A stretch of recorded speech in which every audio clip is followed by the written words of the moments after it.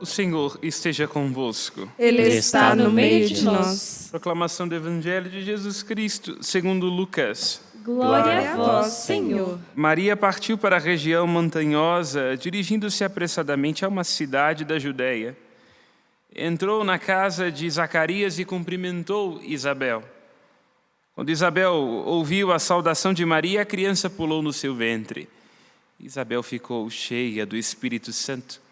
Com um grande grito exclamou: Bendita és tu entre as mulheres, e bendito é o fruto do teu ventre. Como posso merecer que a mãe do meu Senhor me venha visitar? Logo que a tua saudação chegou aos meus ouvidos, a criança pulou de alegria no meu ventre. Bem-aventurada aquela que acreditou, porque será cumprido o que o Senhor lhe prometeu.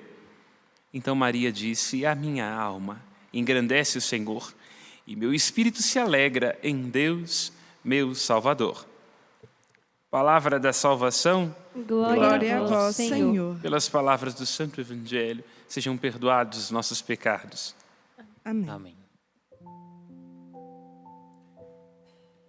Se constitui para nós uma bela oportunidade, durante o tempo do Advento, meditar esta festa da Virgem de Guadalupe, uma aparição de Nossa Senhora tão terna, na terra recém-descoberta da América Latina, ao indígena, dando-nos a conhecer o renovado compromisso do nosso Deus em cuidar dos mais simples. O texto de Lucas diz que Maria parte apressadamente para dispor-se a fazer aquilo que enobrece o nosso coração humano, por-se a servir.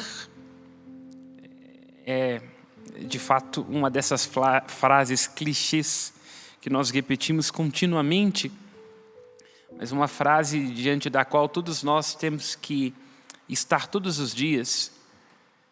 Quem não vive para servir, não serve para viver. Nossa Senhora é, antes de tudo, aquela que vive na condição de serva. Serva de sua prima, serva do povo, serva da igreja, serva de cada um de nós. Ela então aparece no alvorecer do século XVI, aqui, quando os povos da Europa começam a fazer a sua migração para a região latina, e dirige uma palavra ao índio Juan Diego, hoje santo, que deve continuar dizendo aos nossos corações: acaso não sou eu a vossa mãe? Aqui estou, acaso não sou eu a vossa mãe? Maria é este grande presente de maternidade entregue a nós da parte de Deus. Toda a liturgia que hoje nós celebramos, o comparecimento diante deste grande milagre que é a imagem impressa de Nossa Senhora no manto de Juan Diego, orbita em torno de uma palavra absolutamente simples, que é a palavra filiação. Quando completou-se o tempo previsto, Deus enviou o seu Filho, nascido de uma mulher, nascido sujeito à lei, a fim de resgatar os que eram sujeitos à lei. O texto é revestido de uma poesia e de uma métrica. Temos que entender o centro desta narrativa, deste texto, que é a filiação divina, e compreender, tendo completado-se o tempo previsto, Deus dispõe na eternidade do seu amor um tempo muito previsto, preciso, em que vem até nós o divino para encontrar-nos em nossa humanidade. Em que vem até nós Deus mesmo assumindo as feições humanas. E assim se diz que quando chega este tempo, este Kairos, tempo para que nos preparamos durante o período do Advento, Deus envia o seu Filho, que nasce de uma mulher, nasce sujeito à lei. Deus, no tempo previsto, a eternidade que abrevia-se, o amor eterno que assume as feições humanas, este Filho, nascido de uma mulher,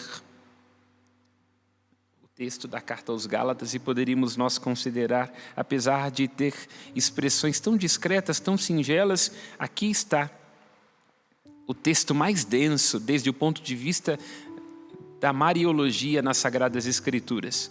Por mariologia entendamos a reflexão teológica a respeito de Maria, o sentido por detrás desta figura tão importante para a história da nossa salvação. Aqui está o texto que merece maior destaque, porque se diz que o envio da parte do Pai, envio de misericórdia, de bondade, de graça, em que Ele vem resgatar a criatura, misturando-se na carne desta criatura, nas dores desta criatura. Maria, como ninguém, é este grande ponto de encontro, já que é no útero de Nossa Senhora que Deus assume radicalmente nossas fibras humanas, nossa carne humana, nosso sangue humano, nossas dores humanas.